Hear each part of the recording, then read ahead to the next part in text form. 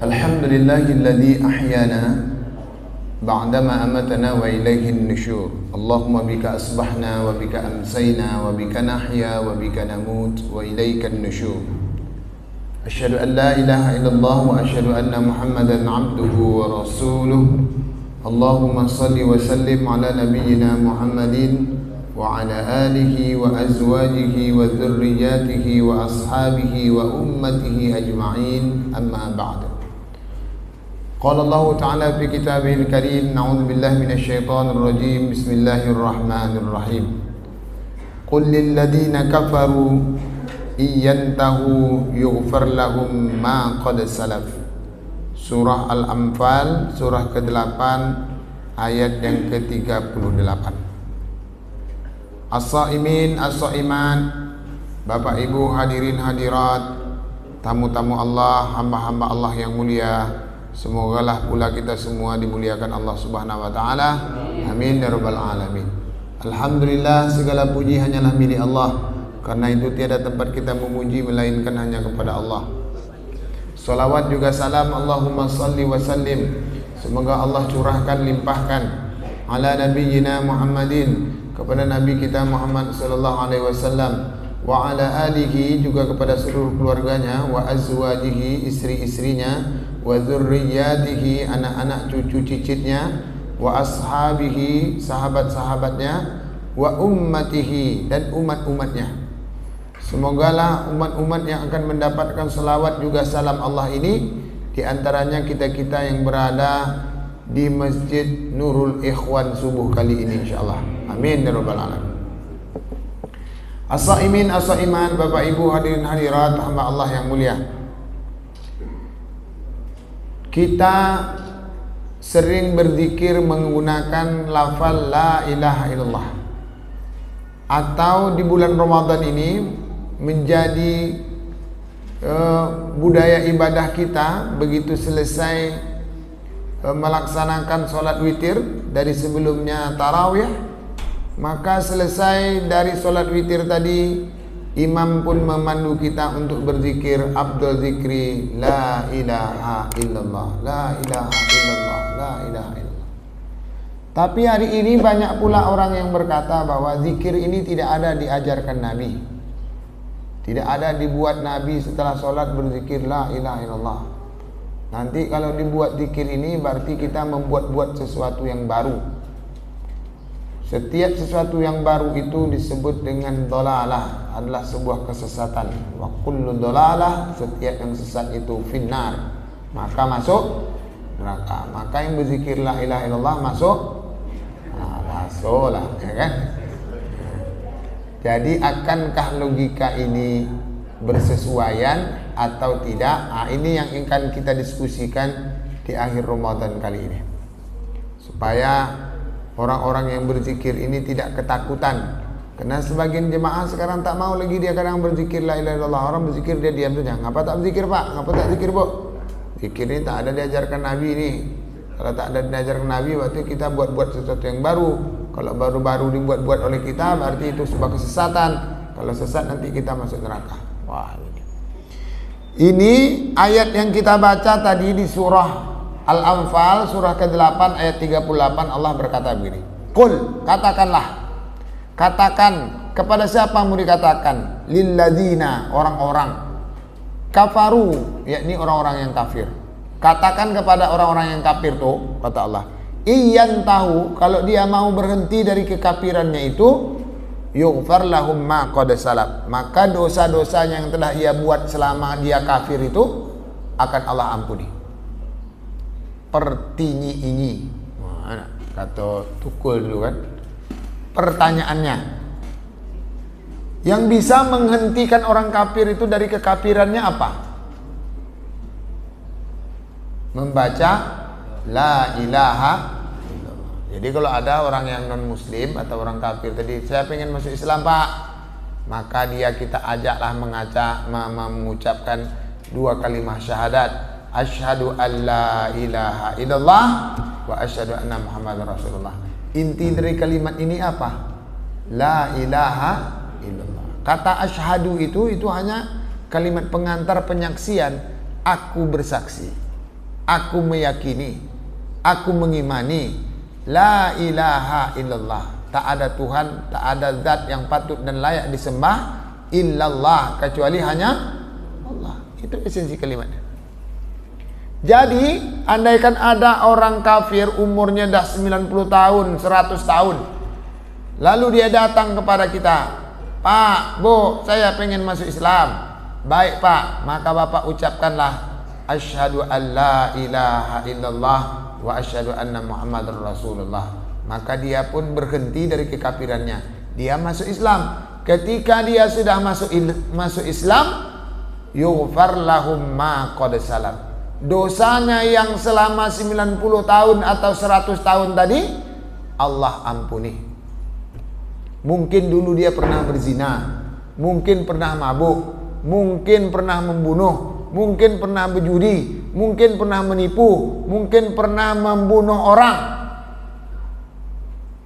Begitu dia masuk Islam, dosanya yang banyak-banyak tadi itu yughfar lahum ma qad salam, Allah ampuni. Apa kalimat yang membuat dia bisa diampuni? La ilaha. Hebatnya kalimat la ilaha illallah. Kita sebutlah macam, misalnya orang kafir yang pengen masuk Islam tadi itu namanya siapalah? Li Ching Yun. Mana namanya? Misal. Siapa namanya, Bu? Li Chin Yun. Berarti Yun kok licin gitu. Licin Yun. Licin. Ibu bapak hamba Allah berbahagia, umur Licin Yun ini udah 90 tahun, masuklah dia Islam. Seluruh dosanya selama 90 tahun itu Allah ampuni. Tak kisahlah, tak peduli apa yang dia buat dulu. Tak makan babi, tak makan anjing, tak makan tupai, tak makan katak, tak makan apa dia? Makan apa lagi? Makan ular. Minum darah harimau. Ini katanya bapak-bapak kok kalau minum darah harimau awak kuek katanya. Lah kuek mengapa? Tak tahu lah. Ya. Minum apa lagi? Minum darah ular supaya kuek mematuk. Gitu kan. Tak apa yang nak dipatuk nak. Nah, banyak dosa dulu. Masuk Islam dia dengan la ilaha illallah, diampuni semua dosanya itu. Sekarang begitu dia masuk Islam, diucapkannya kalimat yang sama, la ilaha illallah, la ilaha illallah, la ilaha illallah. Kalimat ini pula yang membuat dia dicampakkan ke neraka. Kira-kira masuk akal tak? Kata bahasa Ma'il ni dalam serial Upin Ipin, tak patut. Tak patut. Ini kalimat yang tadi, setiap sesuatu yang tak dibuat-buat Nabi lalu sesat, setiap sesat lalu masuk neraka, ini tak cocok di sini. Tak masuk. Ya kan? Kalimat yang mengampuni orang dari setiap dosanya, dengan kalimat itu pula dia dicampakkan ke neraka. Nabi kan sudah bersabda, apa kata Nabi? Afdal zikri la ilaha illallah. Sebaik-baik zikir itu adalah la ilaha illallah. Apa arti la ilaha illallah ni? Syekh Said Nursi pernah menulis kitab tentang keutamaan kalimah la ilaha illallah. Segini tebal buku. Bertahun-tahun membacanya saya tak tamat-tamat. Saking banyak. Kadang membaca tu tak sempat nak banyak-banyak. Membaca kadang dah 10 menit mata lah ngantuk puluh. Kadang kita telefon lah tiba puluh, kadang bini lah mengimbau puluh. Tak jadi, tak selesai. Akhirnya selesai baca. Beliau bercerita tentang keutamaan kalimah la ilaha illallah ini. Beliau diantaranya memaknai kalimah ini ketika kita katakan la ilaha illallah. Ibu punya masalah apa? Oh, suami saya sudah meninggal Ustaz. Sekarang saya tinggal sebatang kara di dunia ini. Anak-anak masih kecil. La ilaha illallah. Tak ada akan menjadi masalah buat ibu tentang anak kecil. Tak akan menjadi masalah ibu karena tidak ada suami. Karena ada Allah. InsyaAllah hidup ibu akan tetap nyaman. Hidup ibu akan tetap berbahagia. walaupun tidak lagi didampingi oleh sang yang dicintai, ayah dari sebuah hati kita, insya Allah hidup ibu akan tetap bahagia dan nyaman karena ada Allah. Nah, itu dia maknanya. Karena itu orang yang sudah mengucapkan la ilaha illallah jangan stres. Ini mati laki, awak gila, kan rugi. Kalau mati laki itu habis idah kawin lagi, gitu caranya. Iya, Bu? Iyo ndak, mana nih iyo nih? Yang sudah ditakdirkan Allah itu ndak bisa kita lawan. Ada jodoh, kawin lagi. Kalau tak ada, cari. Ini, Bu, apa pula payah-payah. Nanti saya bingung, Ustaz. Di akhirat nanti suami saya yang mana? Ilaha illallah, Bu. Ndak usah bingung. Allah itu nanti di akhirat, memangnya Allah itu punya keterbatasan? Tidak. Dunia dengan akhirat itu beda. Kalau ibu masih kesusahan, itu belum lagi namanya akhirat, belum lagi di surga. Dia di surga nanti tidak ada pakai cemburu-cemburu lagi. Pokoknya ibu tinggal pilih aja nak siapa, tinggal sebut. Bukankah orang dalam surga itu dia boleh meminta apa yang dia inginkan? Ibu nak pengen apa, cakaplah, ya kan? Insya Allah dapat. Saya pengen suami yang pertama aja, ya Allah, tidak usah lagi yang kedua. Boleh, kata Allah. Saya pengen kedua-duanya, ya Allah, ya boleh juga. Tidak usah ibu pikir, mak dua lo laki awak. Nah, tidak usah ibu pikirkan lagi. Dia tidak ada pakai cemburu-cemburu lagi, tidak ada pakai kantor kualat dulu mau menikah, tidak ada.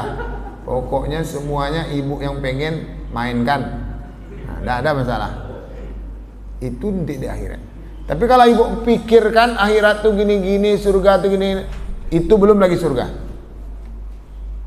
Kalau masih terbayang oleh kita, itu belum lagi.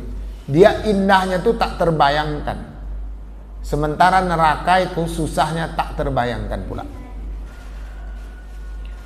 Andaikan Allah bercerita surga itu di bawahnya mengalir air, sungai-sungai.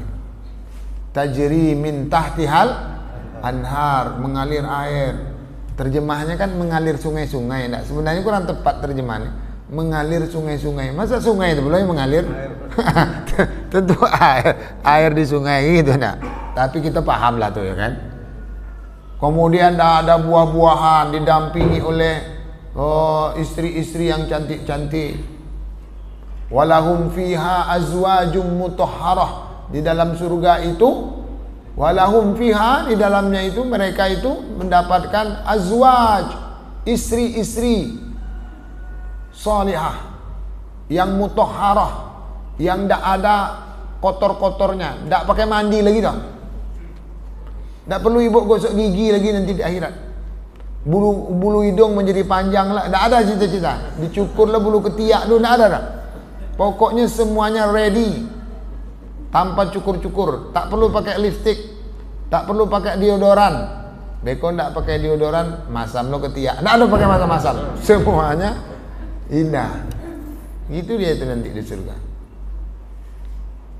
Nah, ibu-ibu, kalau masih terbayang oleh kita susahnya neraka itu belum neraka. Masih terbayang oleh kita indahnya surga, belum lagi surga. Yang disebut Allah tadi itu al-amsilah, perumpamaan. Untuk mendekatkan pemahaman saja. Karena kita di dunia ini kan suka kepada istri yang banyak-banyak. Bapak-bapak nih suka istri banyak-banyak. Sebenarnya nyu pengen istri selain ibu, tapi tak berani. Itu sebenarnya. Ya memang begitu, tapi tak berani. Ibu-ibu pun sebenarnya pengen punya suami banyak-banyak, 2-3 banyak tempat minta duit. Ya enggak? Banyak suami satu, suami dua. Tetapi kan tidak boleh. Dunia ini tak boleh. Ya kan? Ya kita taat. Karena Allah larang, kita nggak buat. Andaikan surga itu hanya cerita tentang istri banyak, maka orang-orang yang di dunia ini sudah punya istri yang banyak, dia tak pengen lagi masuk surga. Betul nggak? Orang-orang suku laut, tahu ibu orang suku laut, hidupnya itu di laut. Nggak pengen dia masuk surga, karena kami hari-hari di dunia ini udah berair juga di bawah dah katanya. Udah mengalir juga ada air, ngapa lagi ke surga katanya. Kan gitu kan? Orang-orang yang hidup di gunung-gunung yang buah banyak-banyak itu turun dari rumah memetik stroberi, turun dari rumah memetik anggur. Macam Pak Jul dulu kuliah ke Bandung, mau pergilah ke apa namanya? Lupa. Buah stroberi dipetik sedang gini. Kalau hanya itu surga, orang-orang Bandung tak pengen lagi dia ke surga. Mau dah begitu pula. Ya kan? Nah, Bapak Ibu hamba Allah berbahagia, itu hanya mendekatkan pemahaman. Neraka pun begitu, katanya minum darah, minum nanah. Dulu ada acara Fear Factor namanya di televisi swasta ANTV. Orang ditantang untuk meminum jus darah ular, makan bangkai. Siapa yang kuat menerima tantangan ini nanti dapat hadiah. Kalau hanya minum darah, minum nanah itu neraka, maka orang-orang yang dah menang Fear Factor nih santai aja lah, ya tutup hidung. Nanti ada jus nanah darah. Dah lewat tenggorokan tuh udah selesai, itu udah enggak ada masalah lagi. Dia sebelum masuk kan, yang jijik itu kan di tenggorokan, karena rasa terasa di lidah, terasa di tenggorokan, jijik. Kalau udah masuk, tak ada rasa lagi. Ibu paling suka makan apa? Makan durian. Enaknya itu sampai di mana? Tenggorokan. Dah lewat, enggak ada rasanya lagi, sama saja. Andaikan neraka begitu, maka orang-orang tak takut ke neraka. Nah, jadi kembali ke kajian kita tadi. Jadi dengan kalimah la ilaha illallah ini sejatinya tak ada masalah-masalah di dunia ini, karena kita punya Allah. Kita punya masalah anak yang disuruh belajar dia tak mau, disuruh sekolah dia malas ini. Maka la ilaha illallah ini tak ada masalah, kita punya Allah. Minta kepada Allah agar anak tadi menjadi orang yang lembut hatinya, mau belajar, jadi anak yang soleh, solehah. Berdoalah kepada Allah. Nah, begitu maksud kalimah la ilaha illallah.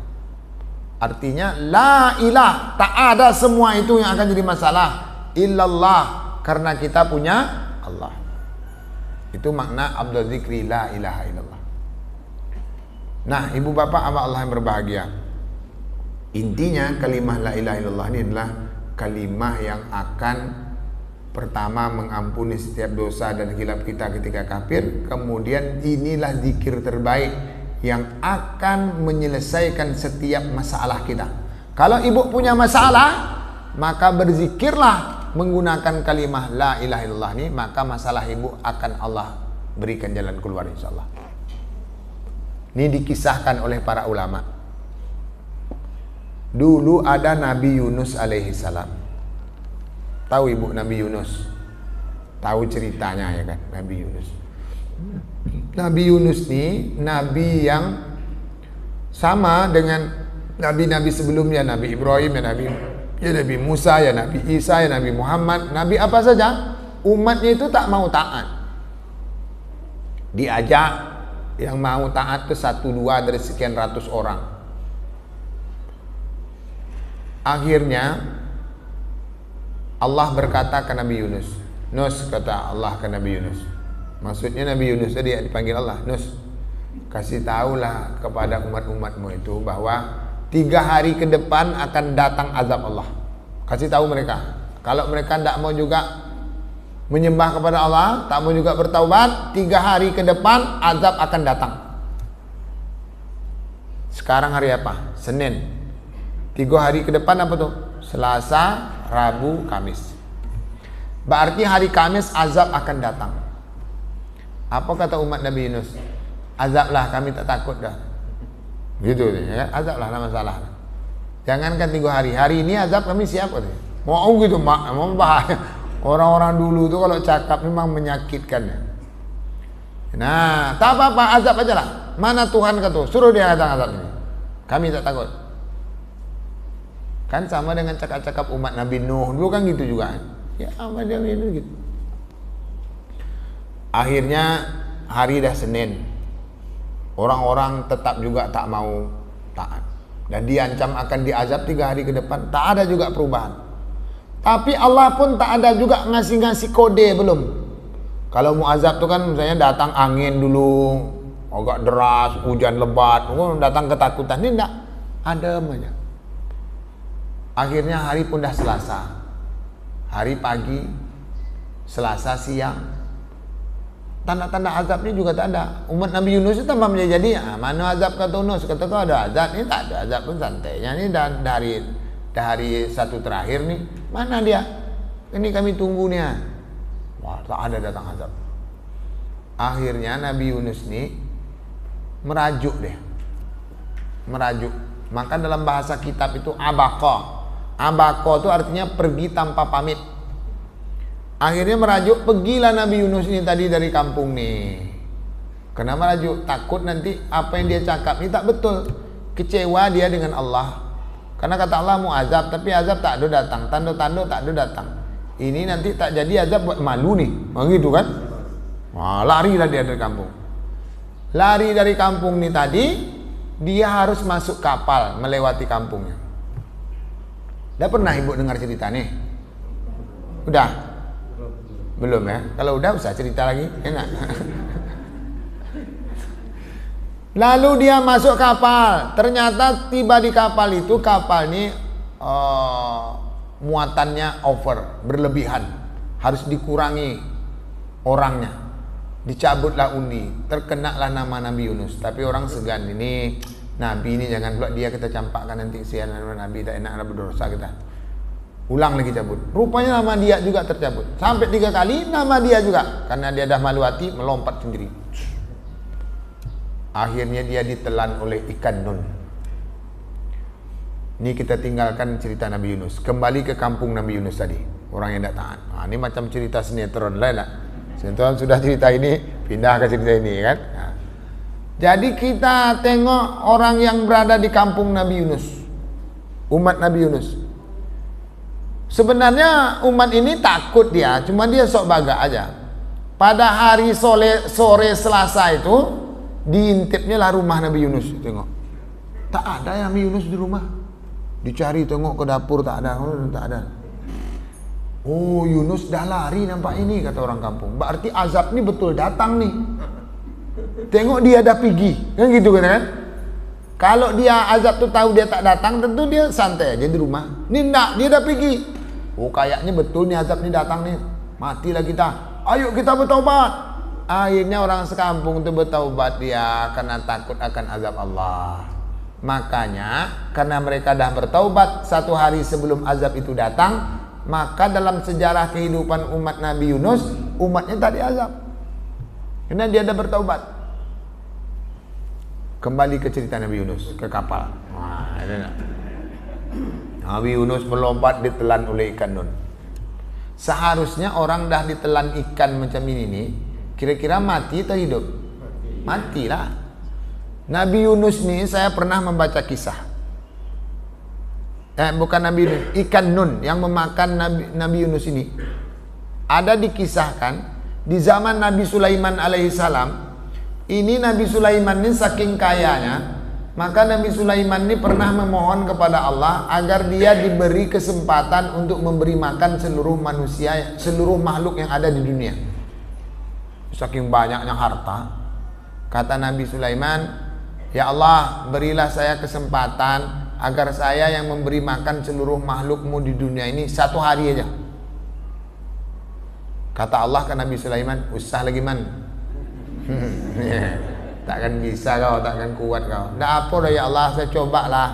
Cobalah. Akhirnya dicobalah oleh Nabi Sulaiman. Dikumpulkan seluruh makanan banyak. Ini mau menjamu seluruh makhluk Tuhan yang ada di dunia. Nah, dijamu makan. Kalau program Pak Wowo, makan gratis. Kalau Nabi Sulaiman, makan gratis sehari untuk seluruh makhluk Allah di dunia. Kalau Pak Wowo kan di Indonesia saja, makan gratis, makan siang ya, makan malam tak lagi. Ya kan? Bapak Ibu yang dirahmati Allah, akhirnya kata Allah, ya silakanlah. Akhirnya Nabi Sulaiman mengumpulkan makanan yang banyak untuk seluruh makhluk Tuhan 1 hari. Pas makanan dah dikumpul, dah banyak-banyak, dah siap, maka Nabi Sulaiman izin kepada Allah ingin memberi makan pada hari itu. Nah, silakanlah kata Allah kepada Nabi Sulaiman. Tetapi man, kata Allah ke Nabi Sulaiman, tak usah kau bagi makan langsung semua makhluk nih, nanti kekurangan, payah. Kau bagi aja lah ikan nun makan dulu. Baiklah ya Allah. Lalu dibagilah ikan nun dimakan. Ternyata habis seluruh persiapan makanan dari yang disiapkan oleh Nabi Sulaiman untuk ikan nun ini. Ikan nun belum kenyang lagi. Betapa banyaknya makanan. Nah, disiapkan untuk seluruh makhluk Tuhan satu hari itu. Dimakan satu saja oleh ikan nun. Ikan nun masih pengen makan lagi. Tambah cek kata. Tambah kariang.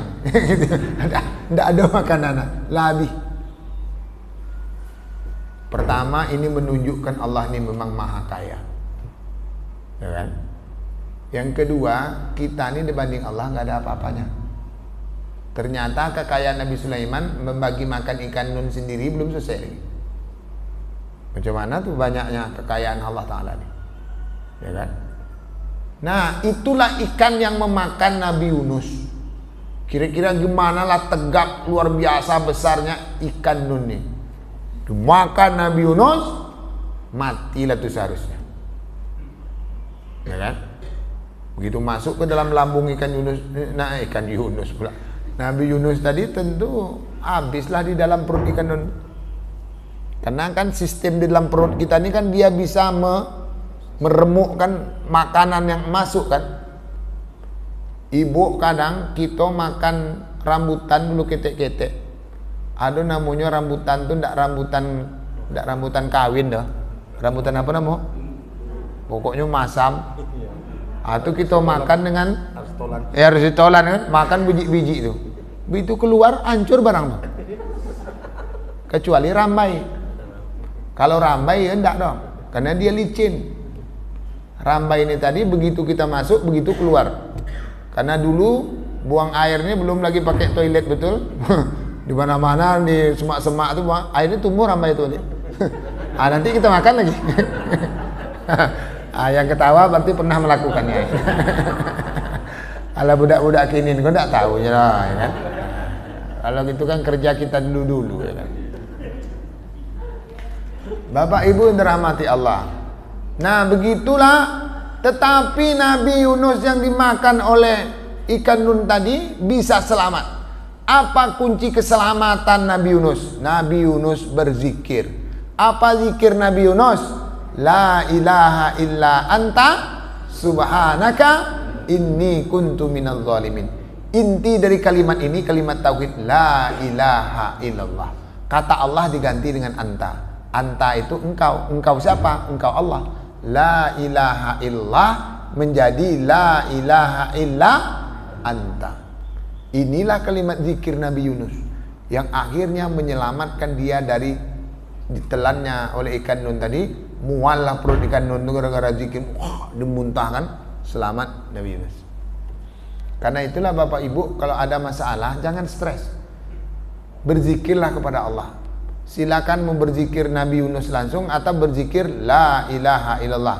Karena sebaik-baik zikir adalah la ilaha illallah. Ibu silakan berzikir pakai kalimat subhanallah, alhamdulillah, Allahu akbar, silakan. Ibu mungkin berzikir dengan kalimat subhanallah wa bihamdihi subhanallahil azim, subhanallah wa bihamdihi subhanallahil azim, silakan. Kalimatani ada dua kalimat, khafifatani ilal lisan, mudah diucapkan di lisan kita.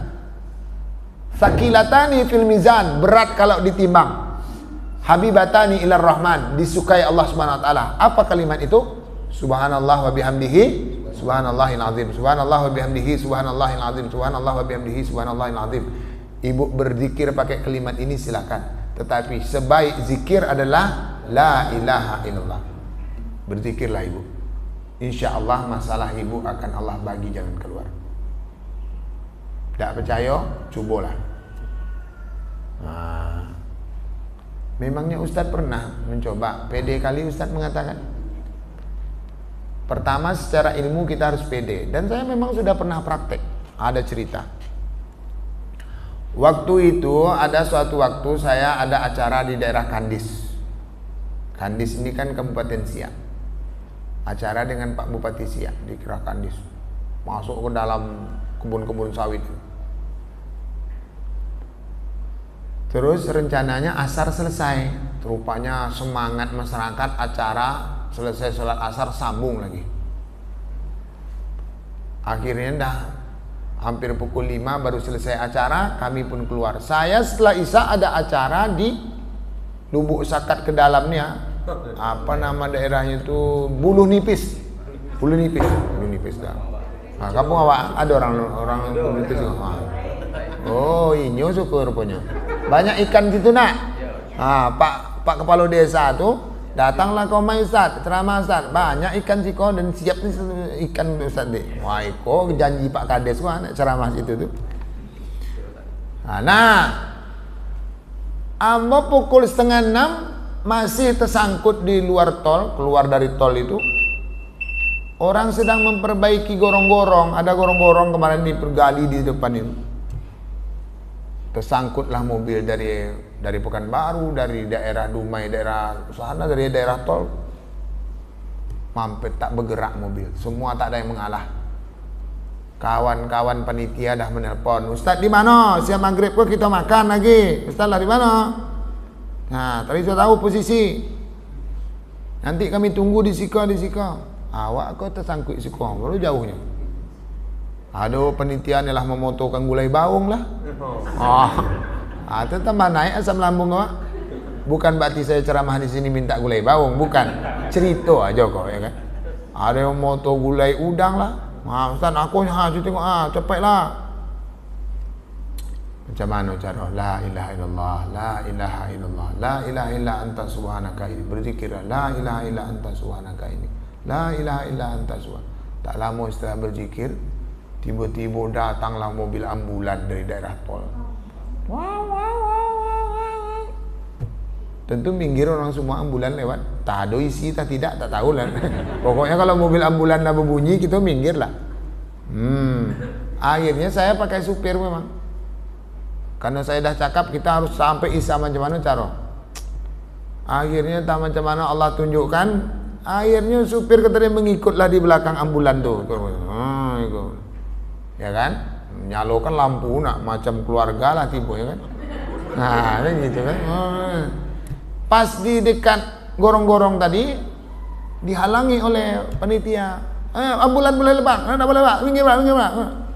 Dibuka kaca dek supir tadi, keluarga apa? Keluarga weh. Lewat. Lewatlah ikut ambulan tadi. Tapi rupanya supir kok orangnya jujur, merasa berdosanya. Ustaz, awak tadi berduto, nak berdosa lah awak katanya. Tak ada kita berduto loh. Berduto pak, yang tadi awak cakap itu keluarga. Memang keluarga kita tuh. Keluarga macam mana Ustaz? Keluarga sesama Islam. Jangan tak orang Islam tak pak. Kalau tak orang Islam berarti keluarga sesama cucu Adam. Lewatlah. Ini setidaknya walaupun cerita ini lucu-lucu, tapi setidaknya saya meyakini inilah jalan keluar yang telah Allah bagikan. Karena kita ingat ke dia. Kita ingat ke dia, tak ada jalan keluar dari setiap masalah melainkan dia yang akan memberikan jalan keluar. La ilaha illallah, la ilaha illallah, la ilaha illa anta subhanaka ini gitu. La ilaha. Ada di jalan. Datang mobil ambulan.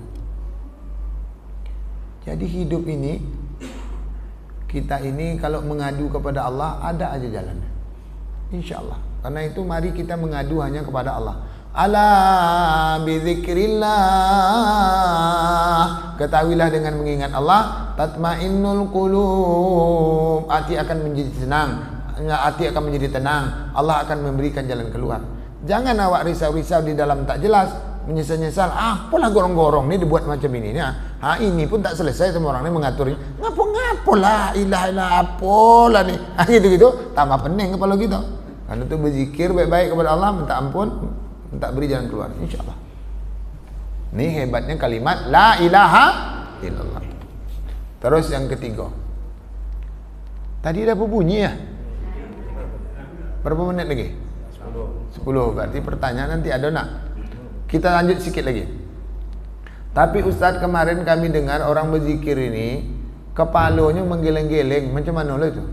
Nah, orang berzikir ini kan la ilaha illallah, la ilaha illallah, la ilaha illallah. Apa lo tuh Ustaz?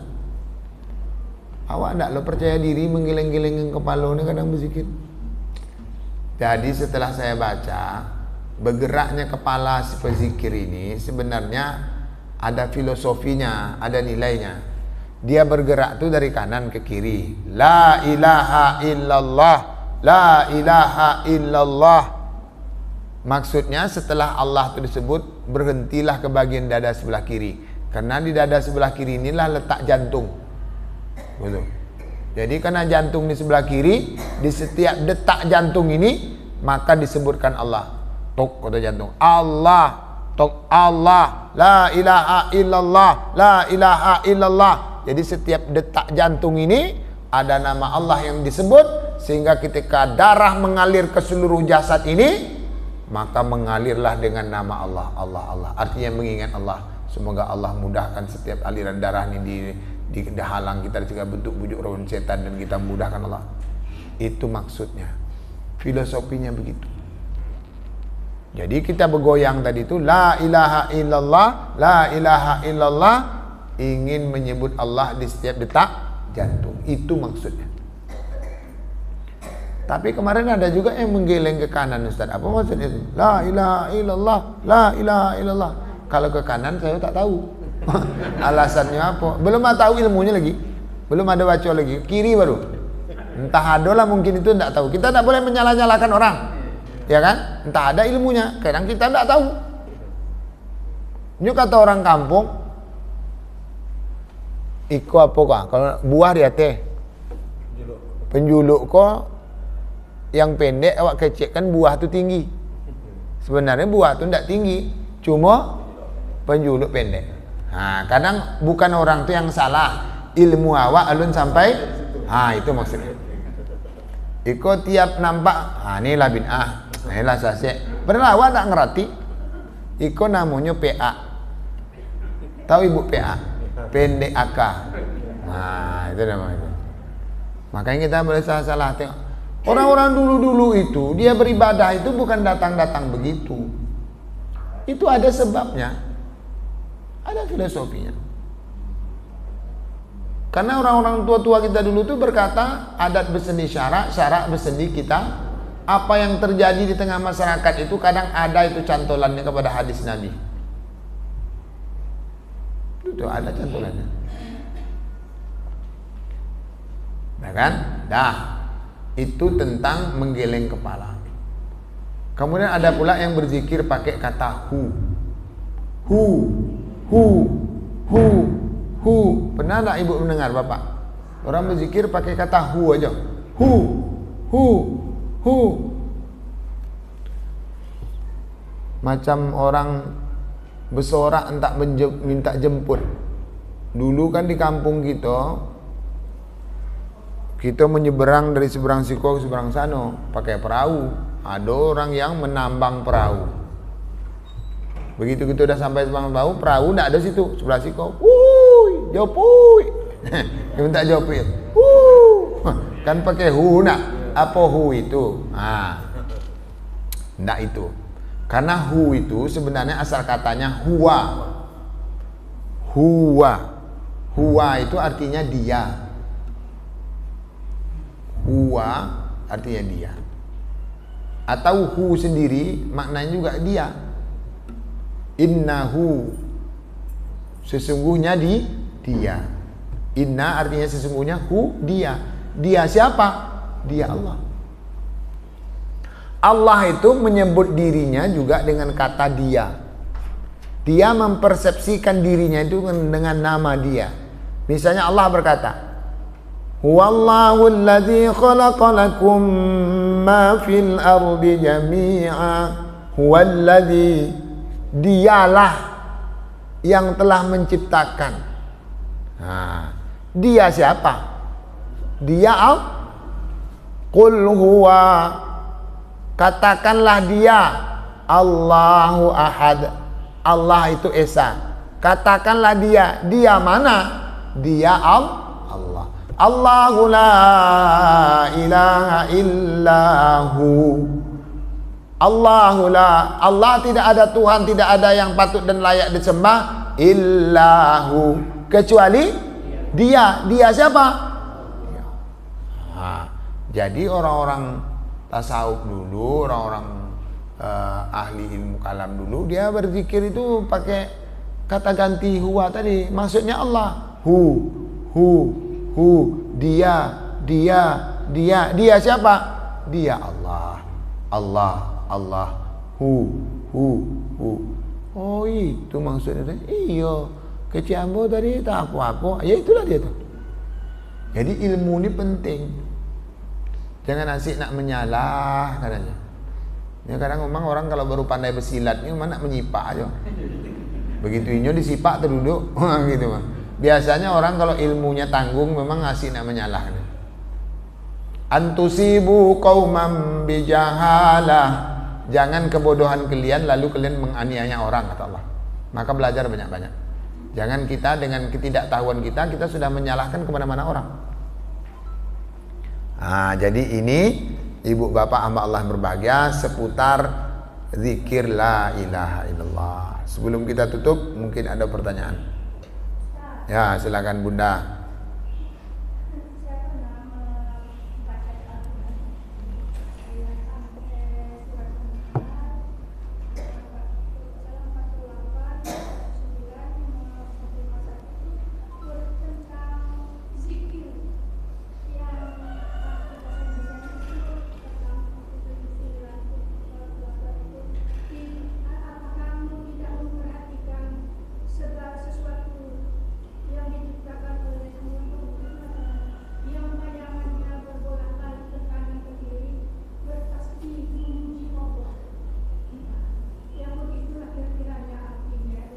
Surat apa tadi?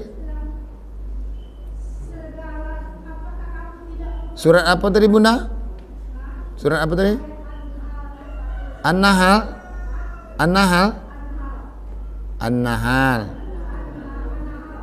Ya, An-Nahl. An-Nahlu.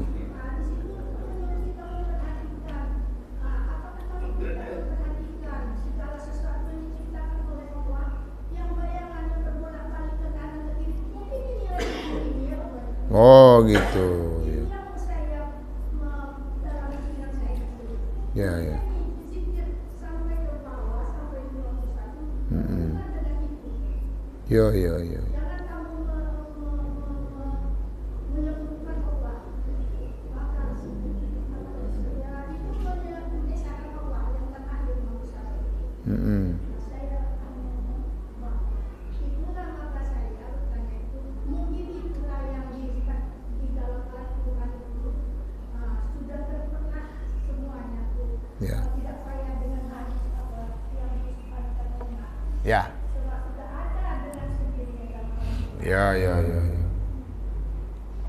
Ya bisa jadi itu menjadi dalil bahwa mengapa kita berzikir bergoyang. Karena memang makhluk Tuhan ini bergoyang, ditiup angin ke kiri ke kanan, yusabbihu lahu ma fis samawati wal ard. Mereka itu sebenarnya bertasbih memuji Allah.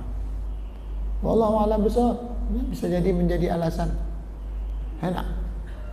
Memang menafsirkan Al-Quran itu bisa dari berbagai sudut. Karena itu tafsir itu banyak macam. Ada tafsir ahkam, ayat yang sama dimensi hukumnya ada. Dari ayat yang sama ada dimensi akhlaknya, ada dimensi filosofinya, ada dimensi pendidikannya, seperti disebut dengan tafsir tarbawi misalnya. Ya kan? Ya mungkin sekali. Suatu waktu Nabi lewat di sebuah kuburan. Maka kata Nabi, tahu tidak kalian orang dalam kubur ini sedang diazab? Tidak tahu ya Allah, tidak tahu ya Rasul, Allah dan Rasul yang tahu. Lalu Nabi memerintahkan kalian ambil pelepah kurma itu, lalu dibelah dua oleh Nabi, ditancapkan di kepala kubur, di kaki kuburan itu ditancapkan. Kata Imam An-Nawawi, mengapa Nabi tadi menancapkan pelepah kurma di situ? Kata Imam An-Nawawi mengomentari hadis ini adalah karena selama pelepah kurma itu ditancapkan di situ, orang dalam kubur itu akan mendapat keringanan azab. Kenapa? Karena tasbih dari pelepah kurma itu. Karena segala makhluk Tuhan ini bertasbih memuji Allah. Yusabbihu lahu ma fis samawati wal ard. Bila tasbih pelepah kurma saja dapat meringankan azab orang yang dalam kubur itu, apalagi tasbih kiriman dari anak-anak cucu cicit mereka, jemaah-jemaah mereka. Insyaallah sampai. Insyaallah. Enak insyaallah. Mantap Bunda. Makasih banyak. Nah, ada bid'ah-bid'ah dah. Ya. Kan? Dia tidak bisa bid'ah-bid'ah nih Bunda. Bid'ah itu pasti ada yang baik. Karena apa yang dibuat oleh Nabi dulu kini banyak yang tidak ada. Sama dengan mikrofon ini dulu. Dulu mikrofon ini juga diharamkan masuk masjid. Karena alasannya tidak ada di zaman Nabi. Terdengarlah oleh Syekh Mutawalli Sya'rawi, ulama besar dari Mesir. Akhirnya dia datanglah ke Mekah untuk bertemu dengan orang tukang haramkan mikrofon nih. Nak berdiskusi lah mengapa sebab diharamkan mikrofon ini. Akhirnya sampailah Syekh Mutawalli Sya'rawi menemui ulama yang mengharamkan mikrofon. Setelah ketemu, rupanya dia sedang membaca Quran pakai kacamata. Nah, itu pula kisahnya. Ya kan? Syekh Mutawalli Sya'rawi kan ingin datang nih, nengok dia baca Quran pakai kacamata. Sudah cerita-cerita sekenanya sebagai pengantar, lalu Syekh Mutawalli bertanya, "Amudanga angku tukang haramkan mikrofon ke masjid yo." Itulah tiba-tiba bahasa awak. Iyo, kenapa diharamkan? Tidak ada di zaman Nabi. Iko sesuatu yang baru. Setiap yang baru iko adalah sesat. Sesat masuk neraka. Tu angku pakai kacamata, Nabi tidak ada kacamata, Pak. Lah bingung menjawabnya, ya kan? Lalu ada ungkapan Syekh Mutawalli Sya'rawi ini yang dicatat oleh para ulama di belakang. Apa kata? Syekh Mutawalli ngomong, ditunjuknya kacamata itu. Hadza mukabbirus surah. Iko kacamata angku ko adalah alat pembesar gambar. Wahada sedangkan mikrofon kok mukabbirus saud, alat pembesar suara. Mengapa alat pembesar gambar angku boleh kan, pembesar suara angku tidak boleh? Iya loh nak. Jadi kalau kita nak bid'ah sadonyo, iko lampu model iko tidak ada zaman Nabi. Karpet tidak ada zaman Nabi. Masjidnya lantainya apa? Tanah. Kok kita sudah di keramik, dikasih leko pakai AC pula. Pakai AC, pakai kipe. Wah, Mas Oji yang paling hebat di sekolah. Orang biasanya AC aja. Kok AC yo kipe yo. Ayo bayangkan hebat. Kalau 2-3 kali bid'ah nampaknya kan. Jadi ini tidak bid'ah yang akan menyesatkan. Iko pintu Mas Oji awak model-model kok. Iko pintu gereja model ko juga.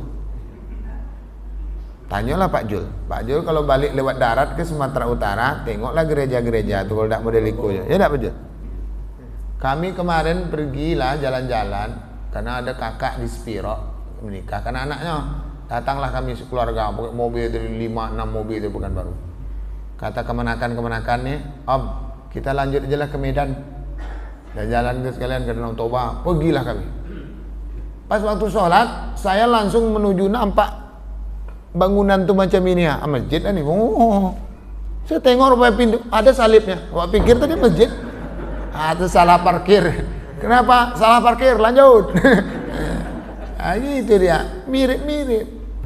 Jadi kalaulah istilahnya man tasabbaha minal qaum fahuwa minhum, bangunan masjid kita kok yang mirip dengan orang gereja. Berarti kita sama dengan mereka. Kan kacau tuh. Kalau itu yang dijadikan dalil. Yang di atas itu apa nama itu? Gubah. Gubah itu asalnya dari mana? Gubah itu asalnya dari Roma. Roma itu tempat ajaran apa? Tahu tak pernah. Gitu. Jadi Bapak Ibu hamba Allah berbahagia, tidak otomatis seperti itu sesat lalu kalau sama masuk neraka. Yang sesat masuk neraka tadi itu ketika kita mempersamakan hal-hal yang berhubungan dengan akidah kita. Kalau masalah budaya seni seperti ini kata Allah sama aja. Baju awak sama. Orang tu pakai baju batik, awak baju batik juga. Paus pakai peci haji, wak pakai peci haji juga. Benar? Iya dah Pak. Nah, ya kan? Jadi peci haji yang abang dah kita kau pakai, paus pakai peci haji juga. Cuma paus ketek aja sih kok. Enak. Nah, kalau beliau enggak kok. Mana yang dulu pakai peci haji inyo tahu Wak? Awak meniru inyo atau inyo niru awak? Awak dulu inyo kena duluan inyo. Nah, lalai. Jenggotnya panjang. Iya, orang pakai jenggot panjang. Center kelas itu tengok panjangnya gue. Jadi Bapak Ibu, kita tidak boleh picik dalam beragama nih. Nah, itu kesimpulannya. Baiklah, saya kira itu yang dapat disampaikan. 4 kali pertemuan Ramadan saya di sini, tentu saya banyak bercakap, banyak salah, banyak mungkin salah cakap, salah bahasa tubuh. Saya mohon maaf. Bapak Ibu tak ada salah. Masjid Nurul Ikhwan ini betul-betul orang yang penuh persaudaraan. Sepanjang saya mengaji tak satu orang pun mengantuk saya tengok. Hebat, memang hebat. Hebat memang masjid ini, ya kan? Terus kalaupun Bapak Ibu ada tengantuk pun bagi saya itu tak masalah. Tanda awak sehat. Lai awak bisa tertidur. Kadang orang tak sehat, orang tak bisa tidur itu orang tak sehat. Mengapa sakit mata tak mau tidur? Tanda sakit kan? Mata tak mau tidur itu tanda orang sakit. Jadi kalau tak lo ada tidur kita berarti tak sehat. Kalau masih ngantuk-ngantuk insya Allah sehat. Nah, saya kira demikian. Mohon maaf. Billahi taufiq wal hidayah. Assalamualaikum warahmatullahi wabarakatuh. Waalaikumsalam.